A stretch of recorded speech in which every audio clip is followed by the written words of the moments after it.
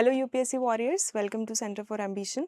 आज हम एक नया टॉपिक लेकर आए आपके सामने, that is national income accounting. National income accounting में हम लोग ये पढ़ने वाले हैं कि जिस तरीके से एक हाउस होल्ड की इनकम को नापा जाता है, एक हाउस होल्ड की इनकम को मापा जाता है, समझा जाता है कि हाँ एक महीने में कितनी इनकम हमारे हाउस होल्ड की हुई है और उसी के अकॉर्डिंग हम कंजम्पशन करते हैं, उसी के अकॉर्डिंग हम चीज़ों को सेटल डाउन करते हैं कि कितना हमें प्रोड्यूस करवाना है, कितना हमें कंज्यूम करना है, कितना हमें इनकम और चाहिए, कितनी हमें बैलेंसिंग की ज़रूरत है घर में। उसी तरीके से हम नेशनल लेवल पर भी इनकम की अकाउंटिंग करते हैं कि क्या इंडिया में कितनी जीडीपी है, कितनी जीएनपी है, क्या क्या हमारे यहाँ पे सेक्टर्स हैं, कितने किस सेक्टर में क्या इन्वॉल्वमेंट है, कितनी वर्कफोर्स की, ये सारी चीज़ें हम लोग जो है वो नेशनल इनकम अकाउंटिंग में पढ़ते हैं। जिस तरीके से हम एक छोटे लेवल पर अपने हाउस होल्ड में ये चीज़ करते हैं, हम यहाँ पर इस टॉपिक के अंदर नेशनल लेवल पर पढ़ने वाले हैं।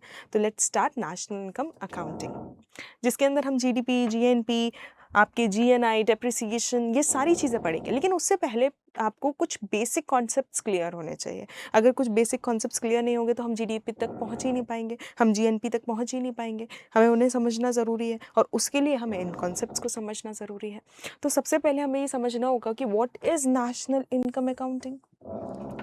जैसे कि मुझे पता है कि हम नेशनल इनकम, जिस तरीके से हाउस होल्ड की इनकम को हम क्या कर रहे हैं, मेज़र कर रहे हैं। हम क्या करते हैं, हाउस होल्ड की इनकम को मेज़र करते हैं। हम at the last of the month, last month में क्या करते हैं, आपके जो मदर हैं, फादर हैं, वो क्या करेंगे, कैलकुलेशन करेंगे कि हमारे इस महीने में कितनी इनकम हो गई या हमारे अगले महीने में कितनी इनकम होगी। दैट मीन्स हम यहाँ पर क्या करते हैं, इनकम का एस्टिमेशन करते हैं, राइट, आने वाले महीने के। और इनकम एस्टिमेशन के साथ साथ हम लोग इनकम की अकाउंटिंग भी करते हैं कि पिछले महीने कितनी इनकम हुई है, प्रीवियसली कितनी इनकम हुई है, प्रीवियस मंथ में कितनी इनकम हुई है। तो ये सारी चीज़ें हैं। तो नेशनल इनकम अकाउंटिंग में क्या है, हम नेशनल लेवल पे पढ़ेंगे। जो हम हाउस होल्ड पे पढ़ रहे थे, अब हम क्या करेंगे, हम इंडिया के लेवल पे पढ़ेंगे, हम नेशनल लेवल पे पढ़ेंगे। ठीक है। अकाउंटिंग का मतलब क्या होता है, हम उस चीज़ का पूरा ब्यौरा निकालने वाले हैं, उसके पूरे अकाउंट्स देखने वाले हैं कि नेशनल इनकम में क्या क्या इंक्लूड होता है। जैसे कि एक हाउस होल्ड इनकम में आपका इंक्लूड होता है कि हाँ भाई हम लोगों ने यहाँ से कंज्यूम किया, हम अपना रॉ मटेरियल लेकर आए, भाई हम खाने के लिए सामान लेकर आए, हम क्लोथ्स लेकर आए, तो इन सब में खर्चा हो गया। इस तरीके से नेशनल इनकम में क्या क्या इंक्लूड होता है जिसकी वजह से हमारा खर्चा हो जाता है, तो वही हमारा नेशनल इनकम अकाउंटिंग है। ठीक है। तो नेशनल इनकम अकाउंटिंग क्या होता है, एक सिस्टमैटिक मेथड है। क्या है, एक सिस्टमैटिक मेथड है हमारी इकोनॉमिक एक्टिविटीज़ को मेज़र एंड रिकॉर्ड करने का। इकोनॉमिक एक्टिविटीज़ कौन कौन सी हो गई, प्राइमरी एक्टिविटीज़ हैं, सेकेंडरी एक्टिविटीज़ हैं, टर्शरी एक्टिविटीज़ हैं। इन सारी एक्टिविटीज़ को हम लोग क्या करते हैं, मेज़र करते हैं, हम रिकॉर्ड करते हैं कि एक गिवन पॉइंट ऑफ टाइम पे, एक गिवन पीरियड में, फॉर एग्जांपल हमारा तो फाइनेंशियल ईयर होता है, तो एक फाइनेंशियल ईयर में कितनी आपकी इकोनॉमिक एक्टिविटीज़ की मेजरिंग हुई, कितना हमने उसको मेज़र किया, कितना हमने रिकॉर्ड किया, उसी को हम लोग क्या कह देते हैं, नेशनल इनकम अकाउंटिंग कह जाते हैं, जो इस चैप्टर का ही नेम है, जिसको हमें पढ़ना है, जो यूपीएससी पॉइंट ऑफ व्यू के लिए बहुत ज़्यादा इंपॉर्टेंट है। क्योंकि नेशनल इनकम से बहुत सारे क्वेश्चंस आते हैं कि जीडीपी क्या होता है, जीएनपी क्या होता है, जीएनआई क्या होता है, आपका नेशनल इनकम फ्रॉम अब्रॉड क्या होता है, ये सारी चीज़ें वो सब हम पढ़ने वाले हैं ना। इसके अंदर हम नेशनल इनकम अकाउंटिंग के अंदर क्या पढ़ रहे हैं, हम लोग गुड्स देख रहे हैं, हम सर्विसेज देख रहे हैं, इनका प्रोडक्शन रिकॉर्ड कर रहे हैं कि कितने गुड्स प्रोड्यूस हो रहे हैं, कितनी सर्विसेज प्रोड्यूस हो रही हैं हमारे इंडिया के अंदर। ठीक है। और उन गुड्स और सर्विसेज के मिलने से कितनी इनकम जनरेट हो रही है, कितना पैसा जनरेट हो रहा है इस प्रोडक्शन से, इस खर्चे से। ठीक है। तो फाइनल गुड्स एंड सर्विसेज हमेशा याद रखना, हम लोग नेशनल इनकम में क्या करते हैं, हमेशा हम लोग फाइनल गुड्स का ही यूज़ करते हैं। हम लोग इंटरमीडिएट गुड्स की इनकम को क्या है, नहीं नापते। क्यों नहीं नापते, उसका हम रीज़न आगे देखेंगे, डबल काउंटिंग की वजह से नहीं नापते, वो हम आगे देखेंगे। तो हम नेशनल इनकम अकाउंटिंग में क्या कर रहे हैं, हम लोग मेज़र कर रहे हैं, रिकॉर्ड कर रहे हैं इकोनॉमिक एक्टिविटीज़ को एक इकोनॉमी के अंदर, कि उसके थ्रू उसमें जितना गुड्स एंड सर्विसेज का प्रोडक्शन हुआ है उस इकोनॉमी में। फॉर एग्जाम्पल इंडिया के अंदर गुड्स प्रोड्यूस हो रहे होंगे, कुछ सर्विसेज प्रोड्यूस हो रही होंगी, इन दोनों के कॉम्बिनेशन से जो इनकम जनरेट हो रही होगी इंडिया के पास, इसके साथ साथ जो भी खर्चा जनरेट हो रहा होगा इंडिया के पास, इन दोनों के मिलने को या इन दोनों को जब हम कैलकुलेट एंड मेजर करेंगे या कैलकुलेट करेंगे, it leads to national income accounting, NIA.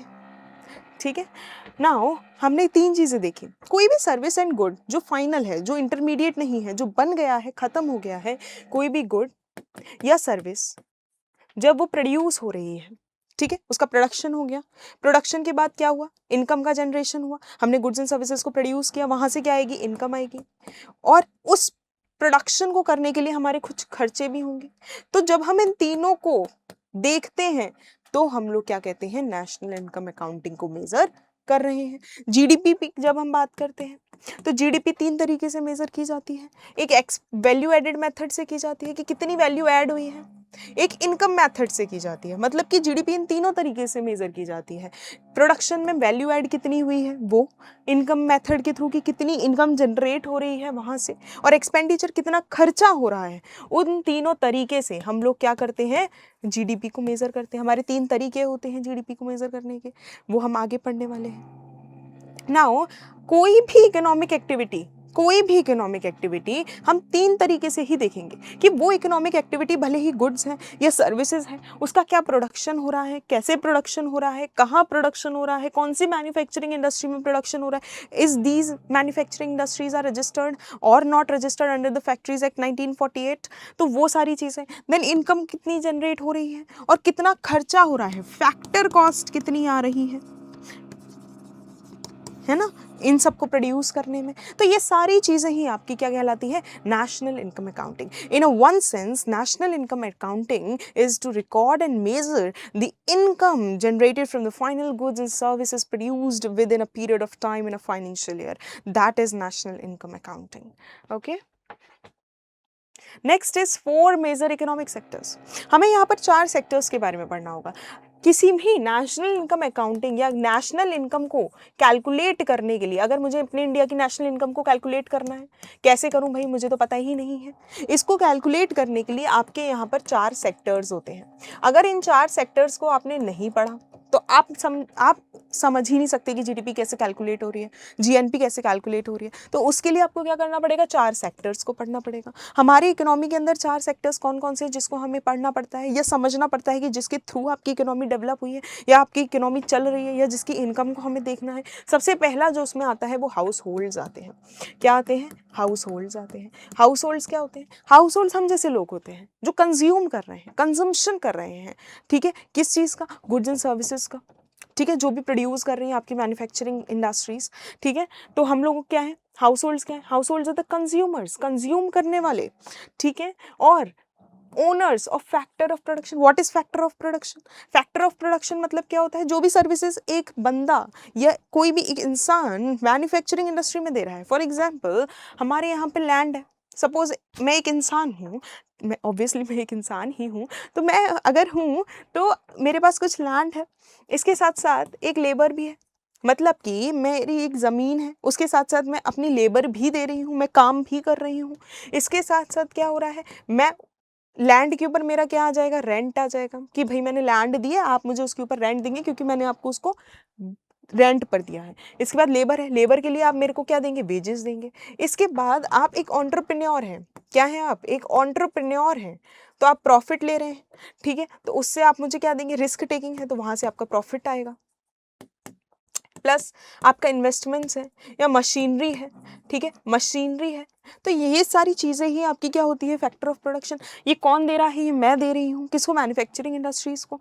तो हाउस होल्ड्स क्या होते हैं, households are the consumers, जो आपके बनाए हुए प्रोडक्ट्स को कंज्यूम करेंगे। सपोज करिए आप एक मैन्युफैक्चरिंग इंडस्ट्री, आपने किसी भी चीज़ को प्रोड्यूस किया, उसको कंज्यूम कौन करेगा, मैं। तो कंज्यूमर कौन, हाउस होल्ड कौन हूँ मैं। तो households are the consumers first of all, and secondly वो ओनर्स होते हैं फैक्टर ऑफ प्रोडक्शन के। फैक्टर ऑफ प्रोडक्शन का मतलब मेरी ही लैंड है जिस पर आप अपनी इंडस्ट्री स्टैब्लिश कर रहे हैं, मेरी ही लेबर है जिसके थ्रू आप अपने प्रोडक्ट्स को बनवा रहे हैं, आप वहीं से प्रॉफिट ले रहे हैं क्योंकि मैं कंज्यूम कर रही हूँ और मैं आपको पैसा दे रही हूँ, और वहीं से आप मशीनरी ले रहे हैं। तो ये सारी चीज़ें क्या है, ये फैक्टर ऑफ प्रोडक्शन है, ठीक है। तो ये क्या दे रही हैं, ये लेबर दे रही हैं, ये लैंड दे रही हैं, ये कैपिटल दे रही हैं और एंटरप्रेन्योरशिप दे रही हैं। ये चारों चीज़ जो है वो क्या कहलाती है, फैक्टर ऑफ प्रोडक्शन कहलाती है। और उनके जरिए मैं क्या रिसीव कर रही हूँ, अगर मैं लेबर दे रही हूँ तो आप मुझे पैसा देंगे, तो वो वेजेस हो गई, दिस इज वेजेस। अगर मैंने आपको लैंड दिए तो आप मुझे क्या देंगे, रेंट देंगे।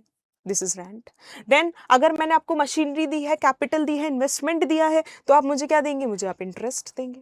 फॉर एग्जाम्पल मैंने आपको किराए पर दे दी कोई मशीन, आप मुझे इंटरेस्ट देंगे कि भाई हमारे यहाँ पे मैन्युफैक्चर कर रही है ये वाली मशीन, इसका किराया आपका हर महीने का ही है, तो वो भी मेरे थ्रू ही गया है। प्रॉफिट, जितना भी आप प्रॉफिट किसी भी कंपनी के अंदर एक्सप्लोर कर रहे हैं, जितना भी आपके पास आ रहा है वो भी आपको डिस्ट्रीब्यूट करना पड़ेगा बिटवीन योर एम्प्लॉइज।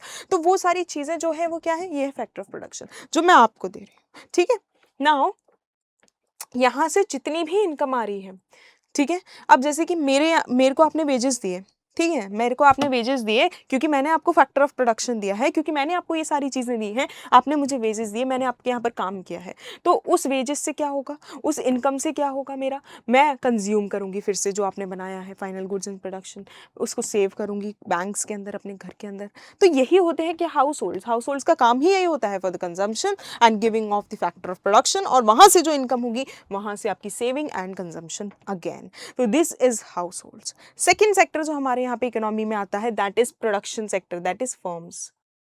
ये क्या है, ये आपकी मैन्युफैक्चरिंग इंडस्ट्रीज है। क्या है, मैन्युफैक्चरिंग इंडस्ट्रीज, फॉर्म्स है। ये क्या कर रही हैं, यहाँ पे हम कंज्यूम कर रहे हैं, प्रोड्यूस कौन करेगा, ये करेंगी, तो these are the producing agents. तो ये क्या कर रहे हैं, फर्म्स क्या करती हैं, हमारे फैक्टर ऑफ प्रोडक्शन को, कौन कौन से फैक्टर ऑफ प्रोडक्शन हो गए हमारे, कौन कौन से फैक्टर ऑफ प्रोडक्शन हो गए, लैंड हो गई, लेबर हो गई, एंटरप्रेन्योरशिप हो गया, इन्वेस्टमेंट, ये कैपिटल हो गई। तो ये चारों चीज़ क्या कर रहे हैं, हम लोग दे रहे हैं। ठीक है, तो फर्म्स क्या कर रही हैं, फर्म्स क्या कर रही हैं, इन फैक्टर ऑफ प्रोडक्शन को यूज कर रही हैं और क्या कर रही हैं, गुड्स एंड सर्विसेज को प्रोड्यूस कर रही हैं। तो फर्म्स का क्या काम है, प्रोडक्शन करना, हमारा क्या काम है, कंजम्पशन करना। ठीक है, अब ये जो फर्म्स होती हैं वो क्या करती है, फैक्टर्स को हायर करती है, फैक्टर्स मतलब हम लोग, मतलब लेबर हमको हायर करती हैं। ठीक है, और हम लोगों को क्या देती है, इनकम देती हैं। ठीक है, और अपने फाइनल गुड्स एंड सर्विसेज को भी सेल करती हैं। ये एक सर्कुलर फ्लो ऑफ कंजम्पशन होता है। फॉर एग्जाम्पल अगर मैं बात करूं कि यहाँ पर कोई हाउस होल्ड है, यहाँ पर एक फर्म है, ये हाउस होल्ड फर्म को क्या देगा, फैक्टर ऑफ प्रोडक्शन देगा। ठीक है, ये फर्म इसके जरिए इसको क्या दे रही है, इसको वेजेस दे रही है एंड रेंट दे रही है। ठीक है, इसके साथ साथ आपका इंटरेस्ट दे रही है, ये फर्म इसको ये दे रही है। जब इसके पास इनकम आ गई, किससे आई ये इनकम, इन सब से, जब इसके पास इनकम आ गई, ये क्या करेगा, इस फर्म के बनाए हुए फाइनल गुड्स एंड सर्विसेज को यहाँ पर प्राइवेट फाइनल कंजम्पशन एक्सपेंडिचर करेगा, खर्चा करेगा इस फर्म्स के बनाए हुए गुड्स एंड सर्विसेज को, क्या करेगा, ये खरीद लेगा और उसके जरिए इनको क्या देगा, पैसा दे देगा। तो ये एक फ्लो हो रहा है कि ये इसको कुछ दे रहा है, ये इसको कुछ दे रहा है, ये गुड्स एंड सर्विसेज बना रहा है, ये गुड्स एंड सर्विसेज को खरीद रहा है, ये फैक्टर ऑफ प्रोडक्शन का यूज कर रहा है, ये फैक्टर ऑफ प्रोडक्शन दे रहा है। तो this is the flow of the income and real flow. तो ये हम आगे पढ़ेंगे क्या होता है।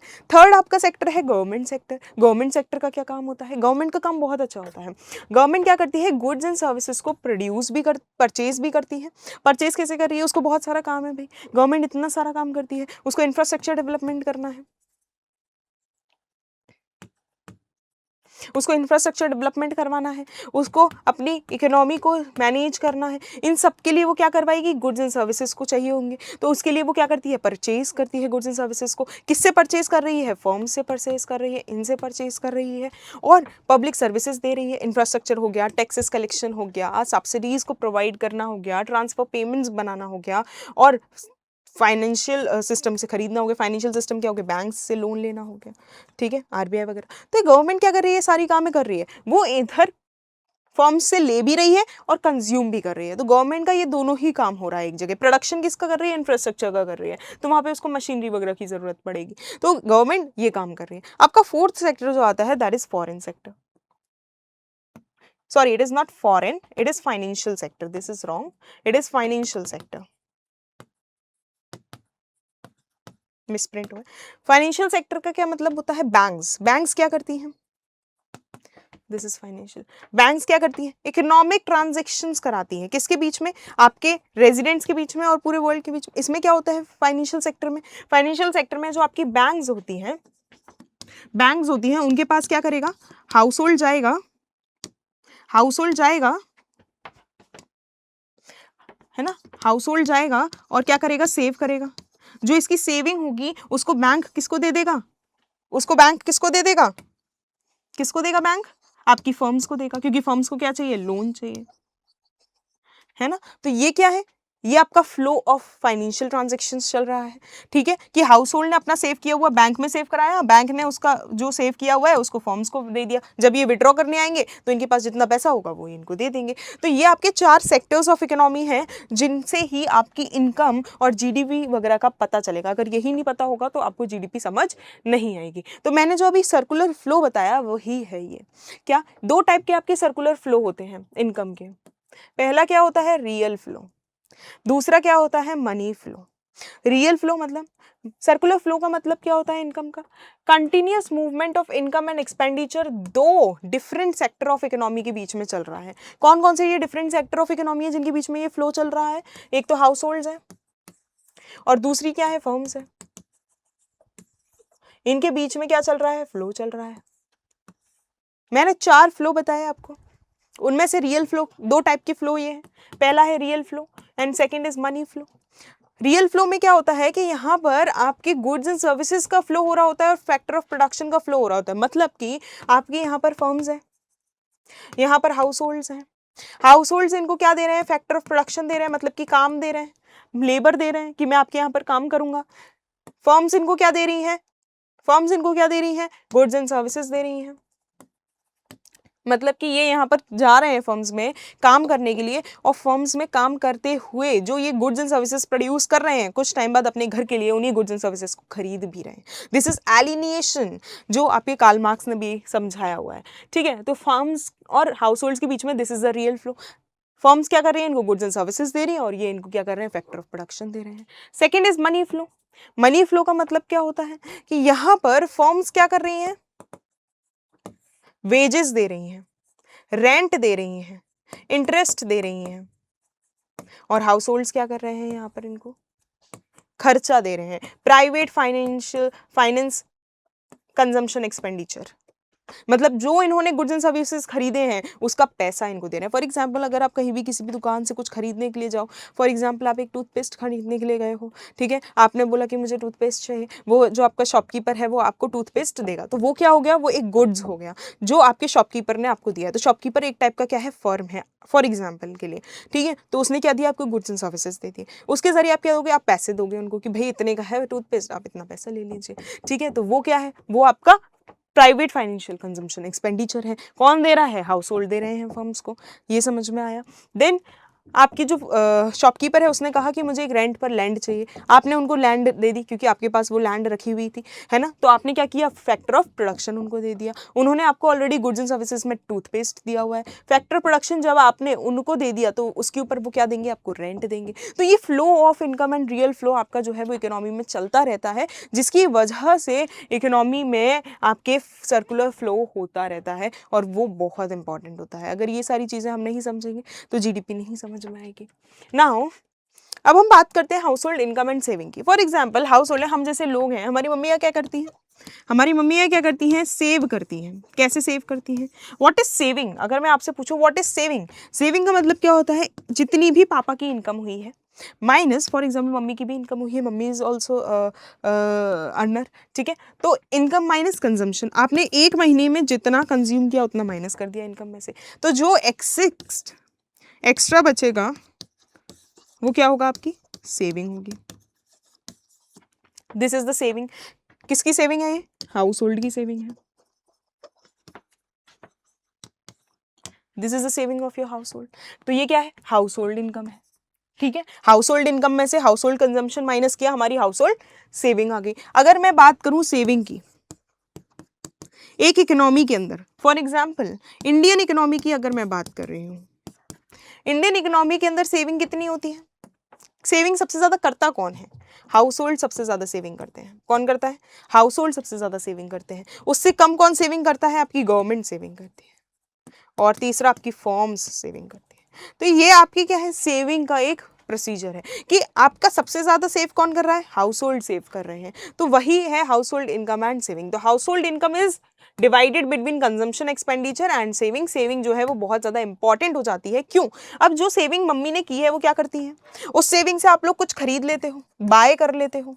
तो why saving is important? Saving is important for the investments. अगर सेविंग ही नहीं होगी तो आप इन्वेस्टमेंट कैसे करोगे, आप लैंड कैसे खरीदोगे, ठीक है, आप हाउस होल्ड कंजम्पशन कैसे खरीदोगे, आप कैसे कंज्यूम करोगे चॉकलेट्स को, ठीक है। तो ये सारी चीजें क्या है, ये सारा इन्वेस्टमेंट है। इन्वेस्टमेंट कहाँ से आ रहा है, वो सेविंग से आ रहा है। सेविंग ही नहीं होगी तो इन्वेस्टमेंट कैसे होगा, इन्वेस्टमेंट नहीं होगा तो कंजम्पशन कैसे होगा, और कंजम्पशन नहीं होगा तो हमारी इकोनॉमी कैसे चलेगी, ठीक है। तो it is all related. Now final goods and intermediate goods, ये समझना बहुत ज्यादा जरूरी है। फाइनल गुड्स क्या होते हैं और इंटरमीडिएट गुड्स क्या होते हैं, हमें इसके नेम से ही पता चल रहा है, दैट इज फाइनल क्या, और ये है इंटरमीडिएट, ठीक है। फाइनल क्या होते हैं, लास्ट में आते हैं, और इंटरमीडिएट मिडिल में आ जाते हैं। मतलब कि अगर आपने कोई भी चीज यहां पर बनाई है, आपको एक ब्रेड बनाना है, ठीक है। ब्रेड बनाने के लिए आपको व्हीट चाहिए, व्हीट से आपका फ्लोर बनेगा, फ्लोर बनेगा, एंड देन ब्रेड बनेगा। व्हीट आपका 10 रुपए का है, फॉर एन एग्जाम्पल। जब फ्लोर बना तो वो 20 का बना, क्योंकि उसमें 10 रुपए का तो व्हीट था प्लस 10 रुपए का आपका एक्स्ट्रा मटेरियल ऐड हुआ है, जिसकी वजह से ये बना है आटा।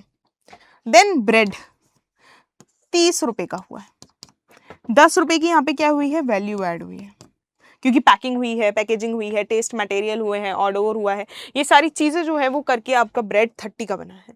तो ये क्या है, ये आपका फाइनल गुड है। बनाना क्या था हमें, ब्रेड, तो दिस इज फाइनल क्या, ब्रेड। इंटरमीडिएट गुड में कौन कौन से आ गए आपके, व्हीट आ गया, क्योंकि इसके थ्रू ही हम ये बना सके हैं। अगर ये दोनों ही नहीं होते तो ब्रेड क्या बन सकता था, नहीं बन सकता था। तो व्हीट प्लस फ्लोर, ये दोनों क्या है, ये इंटरमीडिएट गुड्स है ना। तो ये क्या है, ये इंटरमीडिएट गुड्स है। तो आपका फाइनल गुड क्या हो गया, ब्रेड। इंटरमीडिएट गुड क्या हो गया आपका, फ्लोर एंड व्हीट।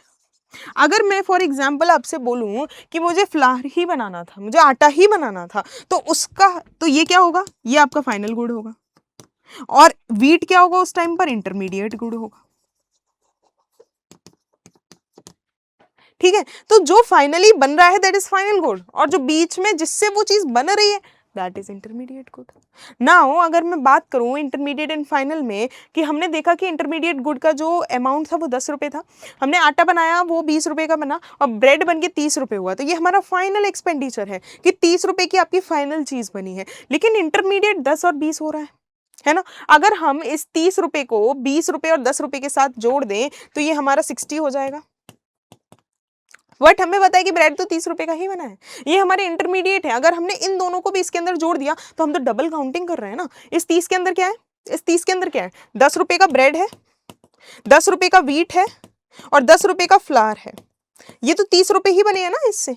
लेकिन अगर मैंने इन दोनों को भी जोड़ दिया, 10 और 20 को, इंटरमीडिएट गुड्स को भी जोड़ दिया, तो ये तो फिर से, अगर मैं 10 रुपए जोड़ूंगी और फिर 10 रुपए जोड़ूंगी, तो ये तो फिर से क्या हो गया, डबल काउंटिंग हो गई। इसी वजह से हम लोग अपनी जीडीपी में फाइनल गुड्स एंड सर्विसेज को यूज करते हैं, उनको कैलकुलेट करते हैं। इंटरमीडिएट गुड्स एंड सर्विसेज को हम लोग क्या कर देते हैं, एक्सक्लूड कर देते हैं, ठीक है।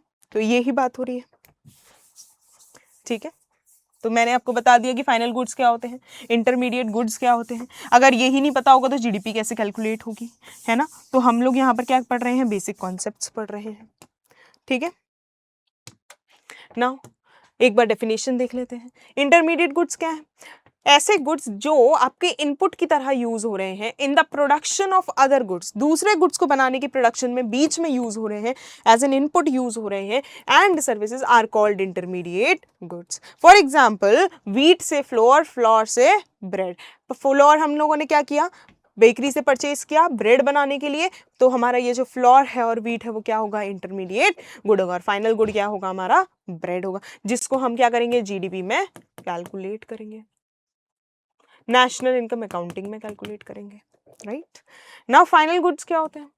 ऐसे गुड्स जो हम परचेज कर रहे हैं अपने फाइनल कंजम्पशन के लिए, ऐसे गुड्स जिनको चेंज नहीं किया जा सकता। फॉर एग्जाम्पल, अगर मुझे कोई भी खाने की चीज चाहिए, उसको मैं चेंज ना करूं और बिना चेंज करे खा लूं, that is called a final good, ठीक है। तो good purchased for the final consumption, ठीक है, इन्वेस्टमेंट, गवर्नमेंट एक्सपेंडिचर और exports are treated as final goods in national income accounting. जो चीज फाइनल है उसको हम लोग फाइनल गुड्स कहेंगे। यहां पर एक चीज और ऐड करेंगे, ये जो फाइनल गुड्स होते हैं can not be changed, if cannot be changed, then they are known as final। अगर वो यहाँ पर चेंज हो रहे हैं, उनका कैरेक्टरिस्टिक चेंज हो रहा है, उनकी शेप चेंज हो रही है, उनका स्ट्रक्चर चेंज हो रहा है, तो वो फाइनल गुड नहीं है। रोटी खानी है आपको, उसके लिए आपको आटा चाहिए, तो रोटी आपकी फाइनल गुड है। लेकिन अगर आपने क्या किया, उसका रोटी पिज़्ज़ा बना लिया, पिज़्ज़ा रोटी होती है वो बना लिया, तो फिर वो फाइनल गुड नहीं है। Pizza roti is the final good, ठीक है। तो वहीं पर आपको ये छोटे छोटे एग्जाम्पल से ही चीज़ें समझ में आएंगी। Now classification depends on the use of good, not simply in its physical nature. किस तरीके से आप गुड्स का यूज कर रहे हैं इसके ऊपर डिपेंड होना चाहिए। अगर आपको एक चेयर चाहिए तो आपकी चेयर फाइनल गुड है, ठीक है। अगर आपको वो व्हाइट बोर्ड चाहिए, this is a final good. अगर व्हाइट बोर्ड के ऊपर आप कुछ पढ़ा रहे हो, ठीक है, that is a final good, ठीक है। अगर आप व्हाइट बोर्ड यूज कर रहे हो किस चीज के लिए, किसी और चीज के लिए, तो फिर ये क्या होगा, इंटरमीडिएट गुड हो जाएगा, ओके। तो द सेम गुड कैन, और एक गुड इंटरमीडिएट गुड भी हो सकता है और फाइनल गुड भी हो सकता है। फॉर एग्जाम्पल, अगर मैंने ब्रेड की बात करी, ये मेरे लिए अभी फाइनल गुड है क्योंकि मुझे उसको कंज्यूम करना है। लेकिन अगर मुझे ब्रेड से ब्रेड क्रम्स बनाने हैं तो मैं क्या करूंगी, तो ब्रेड क्रम्स मेरे फाइनल गुड होंगे और ये इंटरमीडिएट गुड होगा। तो मेरा एक गुड फाइनल गुड भी हो सकता है और इंटरमीडिएट गुड भी हो सकता है। ये चीज अपने दिमाग में फिट कर लीजिएगा। Now why are intermediate goods excluded? क्यों इंटरमीडिएट गुड्स एक्सक्लूड किए जाते हैं, मैंने आपको बताया ही। इंटरमीडिएट गुड्स क्या होते हैं, अगर हम इनको एक्सक्लूड नहीं करेंगे तो क्या हो जाएगी, डबल काउंटिंग हो जाएगी। हम 2 बार पैसा काउंट करने लग जाएंगे, ये दिक्कत है, ठीक है। तो intermediate goods along with final goods can lead to double counting. Wheat 100 रुपए का था, फ्लोर 150 रुपए का था, ब्रेड 200 रुपए का था, हमने इन सबको ऐड कर दिया और ये 450 हुआ। लेकिन ब्रेड तो 200 रुपए का था ना, जिसमें ऑलरेडी व्हीट और फ्लोर ऐड हो चुके हैं। हमने फिर से इन दोनों को क्यों ऐड किया? अगर हम इन दोनों को ऐड कर रहे हैं तो हमारी इनकम के अंदर तो दिक्कत आ रही है ना। फॉर एग्जाम्पल, आप एक हाउस होल्ड है, ठीक है, आप एक फैमिली हैं और उस फैमिली के अंदर हम लोगों ने एक ब्रेड लेकर आए और एक हम चीज लेकर आए, ठीक है। ये हमारी इंटरमीडिएट गुड्स थी, हमको इससे क्या बनाना था, पिज्जा, ब्रेड पिज्जा बनाना था। ये हमारी फाइनल गुड थी और ये हमारी इंटरमीडिएट गुड थी। ये 10 रुपए का था, ये भी 10 रुपए का था और ये 30 रुपए का पड़ा हमको। हमारा पूरा इनकम एक महीने में अगर हमने सिर्फ यही किया है तो एक महीने की हमारी इनकम कितनी हो गई, या एक दिन की हमारी इनकम कितनी होगी, 30 रुपए। मतलब एक्सपेंडिचर कितना हो गया, 30 रुपए। या हमने इसको बेचा है तो हमारी इनकम कितनी हो गई, 30 रुपए हो गई।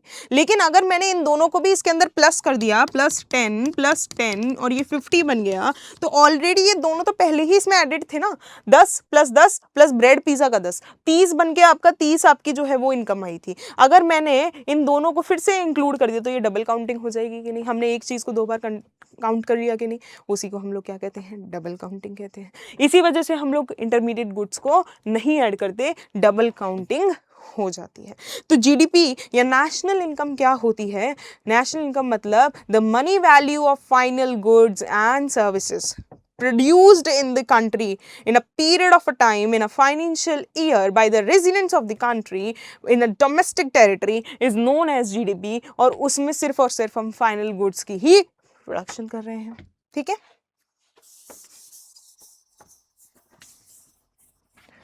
अब हम आते हैं, है ना, तो therefore national income accounting uses final goods और value added to avoid the double counting। अगर मैं जीडीपी के डेफिनेशन की बात करूं तो what is GDP? The money value of final goods and services produced in a country in a point of time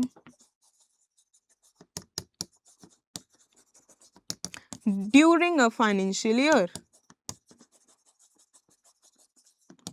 That is called GDP. ठीक है, gross domestic product, value added method.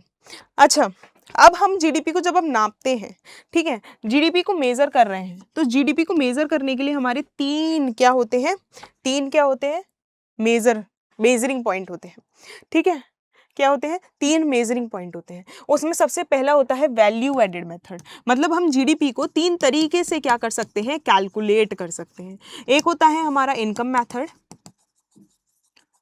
एक होता है हमारा एक्सपेंडिचर मेथड,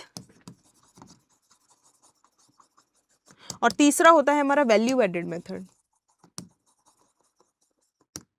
तो ये जो value added method है अब हम उसे पढ़ रहे हैं। वैल्यू एडेड मेथड का मतलब क्या है कि जो हमारा फाइनल प्रोडक्ट निकला है उसमें से जब हम इंटरमीडिएट को माइनस करेंगे तो हमारा कितना वैल्यू ऐड हुआ है ये पता चल जाएगा। अगर मैंने आपको 10 रुपीज़ का ब्रेड लिया है और 10 रुपीज़ का मैंने चीज़ लिया है और यहाँ पर 30 रुपीज़ का मैंने पिज़्ज़ा बनाया है, तो इस 30 रुपीज़ में से अगर मैं 10 + 10 20 को माइनस कर दूं और 10 हुआ तो ये मेरा क्या है, ये मेरी वैल्यू एडेड है जो मैंने सेल करने के बाद अपना प्रॉफिट कमाया है। तो वो पिज़्ज़ा सिर्फ 20 रुपये में ही बन रहा था, लेकिन 10 रुपये मैंने यहाँ पर क्या किया है, ऐड किया है। क्यों किया है, क्योंकि मुझे उसमें क्या चाहिए था, प्रॉफिट चाहिए था, ठीक है। तो वैल्यू ऐड करने को, तो यहाँ से हमें जीडीपी पता चल जाती है। तो what is value added, value of output मतलब कि 30 रुपीज माइनस इंटरमीडिएट कंजम्पशन मतलब 20 रुपये, और मेरा क्या आ जाएगा 10 रुपये, this is the value addition, ठीक है।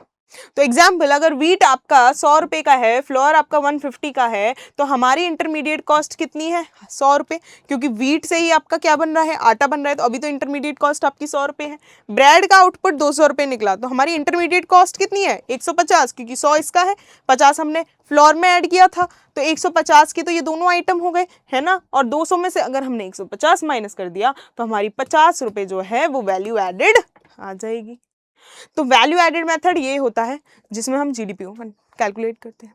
Now next topic is of depreciation. हम क्या पढ़ रहे हैं, depreciation. What is depreciation? Tear and wear of a product is known as depreciation. Depreciation her machinery का होता है, हर कैपिटल गुड का होता है। डेप्रिसिएशन होता है क्या है, आप एक मशीन लेकर आए अपनी कंपनी के अंदर, आप मैन्युफैक्चरिंग यूनिट के अंदर एक मशीन लेकर आते हैं और उस मशीन को आप कुछ महीने रख रहे हैं या एक फाइनेंशियल ईयर रख रहे हैं।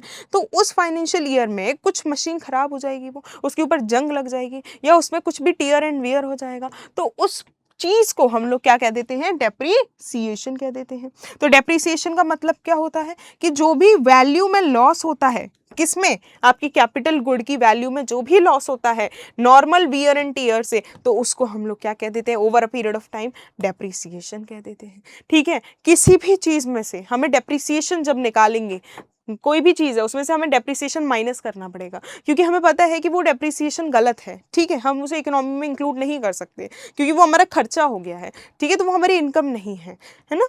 तो एग्जाम्पल जैसे मशीनरी हो गई, तो इसके अंदर कोई डेंट आ गया, बिल्डिंग है उसको हमने फिर से रिपेयर कराया, व्हीकल्स हैं उसमें आपकी डेंट आ गई, इक्विपमेंट्स हैं वो खराब हो गए, तो हमें क्या करना पड़ता है, डेप्रिसिएशन को माइनस करना पड़ता है। क्यों, क्योंकि हमें पता है कि वो चीज़ खराब है, वो हमारी इनकम नहीं है, वो हमारा एक्सपेंडिचर है, और हमें नापना क्या है, नेशनल इनकम नापनी है। तो इनकम के अंदर डेप्रिसिएशन इंक्लूड नहीं होता है। तो नेट इनकम जब हम निकालते हैं, जब हम ग्रॉस निकालते हैं तो हम डेप्रिसिएशन को इंक्लूड करते हैं, और जब हम नेट निकालेंगे कि हमें कुछ नहीं चाहिए, हमें सिर्फ इनकम चाहिए, हमारी हमें कुछ भी एक्सपेंडिचर देखने के लिए नहीं मिलना चाहिए, तो जब हम नेट नेशनल इनकम निकालते हैं तो हम लोग क्या करते हैं, डेप्रिसिएशन को माइनस कर देते हैं, ठीक है। हम नेट नेशनल इनकम के निकालने के लिए ग्रॉस नेशनल इनकम में से डेप्रिसिएशन को माइनस कर देंगे, तो ये हमारी नेट नेशनल इनकम निकल जाती है, ठीक है।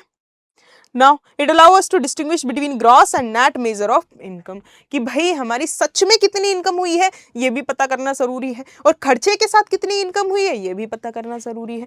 तो दोनों के लिए हमारे पास फॉर्मूलेज रहते हैं। कौन कौन से फॉर्मूले मैंने बताए आपको? एक मैंने बताया ग्रॉस का, कि भाई ग्रॉस इनकम है, इसमें आपका डेप्रिसिएशन इंक्लूड होगा। लेकिन अगर आपको नेट नेशनल इनकम निकालनी है तो ग्रॉस नेशनल इनकम में से डेप्रिसिएशन को माइनस करना पड़ेगा, तभी आपकी नेट नेशनल इनकम निकलेगी। अगर नहीं करोगे तो नहीं निकलेगी। Now what is next? Gross capital formation. Gross capital formation क्या होता है? Let's see what is gross capital formation. Capital, capital मतलब क्या होता है? मशीनरीज, जिससे आपका इंटरेस्ट निकलेगा।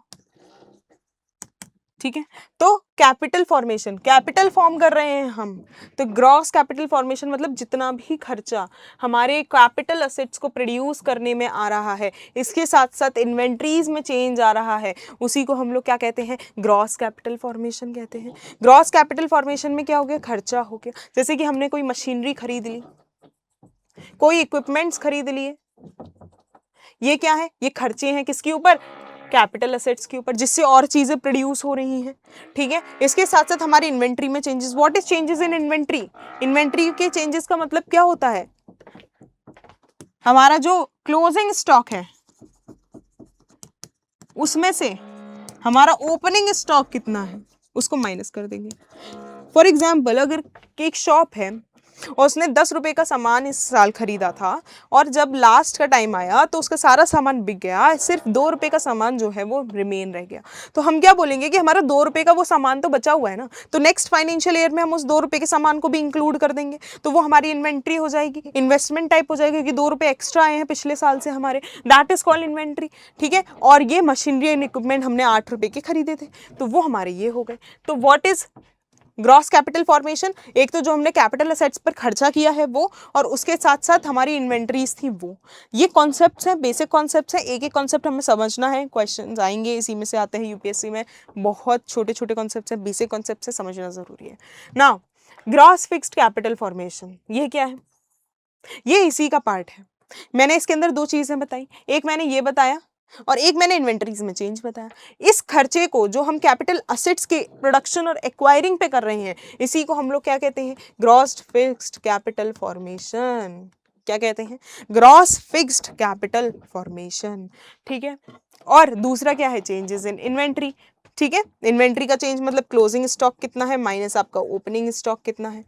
ठीक है, वो आपका इन्वेंट्री हो गया। इन दोनों को जब हम प्लस करते हैं तो हमारा ग्रॉस कैपिटल फॉर्मेशन आ जाता है। जिस भी कंट्री का ग्रॉस कैपिटल फॉर्मेशन अच्छा होगा उस कंट्री की उस इमेज भी अच्छी होगी, मतलब मैन्युफैक्चरिंग सेक्टर अच्छा होगा, इंडस्ट्रीज का। ठीक है, क्योंकि हमें पता है कि हम किस पे खर्चा कर रहे हैं? कैपिटल असेट्स पे खर्चा कर रहे हैं, कैपिटल गुड्स पे खर्चा कर रहे हैं। और कैपिटल गुड्स या कैपिटल असेट्स क्या होते हैं? ऐसे गुड्स जो और चीजों को प्रोड्यूस करते हैं, जैसे मशीनरी हो गया, इक्विपमेंट्स हो गए, जो और चीजों को प्रोड्यूस करेंगे आगे जाके, नट्स वगैरह को प्रोड्यूस करेंगे, तो वो क्या है? तो gross capital formation is equals to gross fixed capital formation plus changes in inventory. ठीक है, तो ये आपकी पूरी डेफिनेशन रही और ये आपका पूरा फॉर्मूला रहा, ये याद करना जरूरी है। अगर किसी भी कंट्री की ये अच्छी होगी, if gross capital formation is good और इंक्रीजेज ऑफ अ कंट्री या ऑफ इकोनॉमी, उसकी स्टेट ऑफ इकोनॉमी बहुत अच्छी होती है। ठीक है, अगर किसी भी इकोनॉमी के बारे में हमें पता करना है कि वो इकोनॉमी कैसी चल रही है, हमेशा देखो कि हमारी गवर्नमेंट कितना ग्रॉस कैपिटल फॉर्मेशन कर रही है, कितना हमारा खर्चा कर रही है, ग्रॉस कैपिटल एक्सपेंडिचर कर रही है, तो उसी से हमें पता चल जाता है कि हाँ भाई हमारी इनकम कैसी चल रही है। Now what is the difference between residents and non residents? ये क्या है? अगर हमारी जीडीपी, हमारी इनकम में कौन प्रोड्यूस कर रहा है, ये बहुत इंपॉर्टेंट होता है। मैंने आपको जीडीपी की डेफिनेशन बताई। अगर मैं उसमें ये कहूँ कि वो जो इनकम है वो रेजिडेंट प्रोड्यूस कर रहा है तो वो जीएनपी हो जाता है, ग्रॉस नेशनल प्रोडक्ट, ठीक है। और अगर मैं उसमें कहूँ कि वो रेजिडेंट नहीं, हमारी डोमेस्टिक कंट्री में प्रोड्यूस हो रहा है, हमें ये नहीं जानना कि कौन सा बंदा प्रोड्यूस कर रहा है, तो वो जीडीपी हो जाता है। मैं अच्छे से एक बार बता देती, अगर मैं जीडीपी की बात कर रही हूँ तो इंडिया के अंदर कितना प्रोड्यूस हो रहा है, क्या गुड्स प्लस सर्विसेज का प्रोडक्शन हो रहा है, उसको हम लोग क्या कहेंगे, जीडीपी कहेंगे। वहीं पर अगर मैं जीएनपी की बात करती हूँ तो इंडिया के रेजिडेंट्स कितना प्रोड्यूस कर रहे हैं, भले ही वो इंडिया में हो या भले ही वो यूएस में हो, ठीक है, तो कितना प्रोड्यूस कर रहे हैं, यही हमारा क्या हो जाता है, यही हमारा क्या हो जाता है, जीएनपी। जीएनपी रेजिडेंट्स को बात करता है, रेजिडेंट्स को इंक्लूड करता है, और हमारा जो जीडीपी है वो हमारी डोमेस्टिक टेरिटरी को यूज करता है, ठीक है। तो रेजिडेंट क्या है, रेजिडेंट एक इंडिविजुअल होता है। तो अब यहाँ पे समझना पड़ेगा कि व्हाट इज रेजिडेंट, ठीक है। तो रेजिडेंट क्या है, ये एक इंडिविजुअल है, हम जैसे ही लोग होते हैं, या इंस्टीट्यूशनल यूनिट्स होती हैं जिनका सेंटर ऑफ इकोनॉमिक इंटरेस्ट क्या होता है, किसी कंट्री में लाई करता है। जिस भी कंट्री में उनका इकोनॉमिक इंटरेस्ट लाई करेगा, जिस भी कंट्री में वो काम कर रहे होंगे, प्रोडक्शन कर रहे होंगे, वहीं के वो क्या होंगे, रेजिडेंट होंगे, ठीक है। आपकी सिटीजनशिप से रेजिडेंस नहीं पता चलता है। According to the United Nations, अगर किसी भी कंट्री में कोई इंसान 1 साल से ज़्यादा रह रहा है तो वो उस कंट्री का रेजिडेंट हो जाएगा। फॉर एग्जाम्पल इंडिया में आप रह रहे हैं, ठीक है, 1 साल तक रह रहे हैं। फॉर एग्जाम्पल आप किसी भी यूएस कंट्री में चले गए, यूएस में आप 9 महीने तक रहे वहाँ पे, या 10 महीने तक रहे, तो आप इंडिया के ही रेजिडेंट कहलाएंगे। लेकिन अगर आप 1 साल से ज़्यादा वहाँ पे एक भी दिन एक्स्ट्रा रुक जाते हैं तो आप यूएस के रेजिडेंट बन जाएंगे। रेजिडेंट की बात हो रही है। Resident is not defined by the definition of citizenship. Residence का मतलब क्या होता है कि आपकी जो इनकम है वो हमारी कंट्री में जुड़ेगी या नहीं जुड़ेगी, उससे पता चलता है कि अगर आप रेजिडेंट हैं तो जीएनपी में जुड़ेंगे, नहीं है तो नहीं जुड़ेंगे, ठीक है। तो यही है कि आपका इकोनॉमिक इंटरेस्ट कहाँ पे, आप कहाँ कमा रहे हैं, इस डिपेंड करता है, ठीक है। तो रेजिडेंट्स सिटीजनशिप से कोई मतलब नहीं है इसका। हमें सिटीजन से तो पता चलता है कि हमारी कंट्री का नागरिक है या नहीं, रेजिडेंट से क्या पता चलता है कि हमारी कंट्री में इनकम में कंट्रीब्यूशन दे रहा है या नहीं दे रहा है। कोई भी foreign national resident of India हो सकता है अगर उनका इकोनॉमिक इंटरेस्ट इंडिया में है। फॉर एग्जाम्पल कोई बंदा जो है वो यूएस से कहाँ आ जाता है, इंडिया आ जाता है, और इंडिया में 1 साल रह जाता है और उसको एक दिन एक्स्ट्रा हो जाता है, तो 367 डेज हो जाते हैं अगर, तो वो कहाँ का रेजिडेंट कहलाया जाएगा, रेजिडेंट ऑफ इंडिया कहलाया जाएगा। भले ही, ठीक है, अगर वो बंदा सिर्फ 364 डेज रह रहा है और कल उसको 365 डेज हो जाएंगे, तब वो कौन सा रेजिडेंट होगा, तो उस टाइम पर वो रेजिडेंट ऑफ यूएसए कहलाएगा। जैसे ही 1 साल से ज़्यादा हो जाता है आपका रेजिडेंट ऑफ इंडिया हो जाएगा, और जैसे ही 1 साल से कम है तो वो रेजिडेंट ऑफ यूएस ही रहेगा। मतलब कि अगर वो यूएस का रेजिडेंट है तो वो अपनी इनकम को कहाँ पर इंक्लूड करवाएगा, यूएस में उसकी इनकम इंक्लूड होगी, और अगर वो इंडिया में तो इंडिया में उसकी इनकम इंक्लूड होने लग जाएगी। तो यही होता है मतलब रेजिडेंस का। तो फॉरेन नेशनल जो है वो इंडिया का भी रेजिडेंट बन सकता है, जैसे कि मैंने बताया 1 साल बाद वो बन गया, क्यों, क्योंकि उसका इकोनॉमिक इंटरेस्ट इंडिया में है, वो यहाँ पर रहकर कमा रहा है। An Indian citizen living and working abroad may be a resident of another country. हमारा कोई बंदा इंडिया का कहाँ पे चले जाए, दूसरी कंट्री में चले जाए, और वहाँ पर वो 1 साल से ज़्यादा एग्जिस्ट करे और कमाने लग जाए, तो वो क्या हो जाएगा, वहाँ का रेजिडेंट हो जाएगा, ठीक है। अब इसमें एक क्वेश्चन आता है, क्या एम्बेसीज भी ऐसा होता है? नहीं, इतनी सारी एम्बेसीज होती हैं, एम्बेसीज को हम लोग इंक्लूड नहीं करते हैं अपनी रेजिडेंसी में, ठीक है। तो एम्बेसीज नहीं इंक्लूड होती, तो ये बहुत इंपॉर्टेंट पॉइंट्स है, यूपीएससी में क्वेश्चंस आते हैं कि कौन कौन सी चीज़ आपके एक्सक्लूड हो जाती है रेजिडेंट से, कौन रेजिडेंट्स नहीं डिफरेंशिएट होते। तो एम्बेसीज को कभी हम नहीं देखेंगे कि वो हमारे रेजिडेंट है या नहीं है, वो इंडिया की है तो इंडिया में ही जुड़ी रहेगी, भले वो दूसरे देश में काम कर रहे हो या नहीं कर रहे हो, ठीक है। डिप्लोमेटिक मिशंस पर कुछ लोग जाते हैं, पीस कीपिंग मिशंस पर कुछ लोग जाते हैं, यूनाइटेड नेशंस के डिफेंस में कुछ लोग जाते हैं, तो ये सब क्या है, इंडिया के ही रहेंगे, वो चेंज नहीं होंगे, ठीक है। तो उसके बाद इंटरनेशनल ऑर्गेनाइजेशन जैसे कि World Health Organization, World Trade Organization, United Nations, ये सब क्या है, ये ऑर्गेनाइजेशंस है, इनको हम लोग सेपरेटली ट्रीट करते हैं अपनी डोमेस्टिक इकोनॉमी के अंदर, ठीक है, किसी भी सिंगल कंट्री के। तो ये भी जो है वो क्वेश्चन नहीं कर सकते हम इनके ऊपर कि ये रेजिडेंट है या नहीं है, ठीक है। तो आज के लिए यही बेसिक कॉन्सेप्ट्स हैं, और ये क्लियर होना ज़रूरी था, क्योंकि जीडीपी, जीएनपी जब हम नेक्स्ट क्लास में पढ़ेंगे तो ये कॉन्सेप्ट आना बहुत ज़रूरी है। अगर ये कॉन्सेप्ट्स ही नहीं आएँगे तो हमें जीडीपी के बारे में कैसे पता चलेगा, जीएनपी के बारे में कैसे पता चलेगा। तो आज के लिए इतना ही, basic concepts of GDP and GNP थे। नेक्स्ट क्लास में हम पढ़ेंगे कि जीडीपी क्या होता है, जीएनपी क्या होता है। जीएनपी में हम जब डेप्रिसिएशन को माइनस करते हैं तो नेट नेशनल इनकम निकलती है। तो ये सारी चीज़ें पढ़ेंगे, ट्रांसफ़र पेमेंट्स क्या होते हैं ये पढ़ेंगे। तो आज के लिए thank you very much, thank you.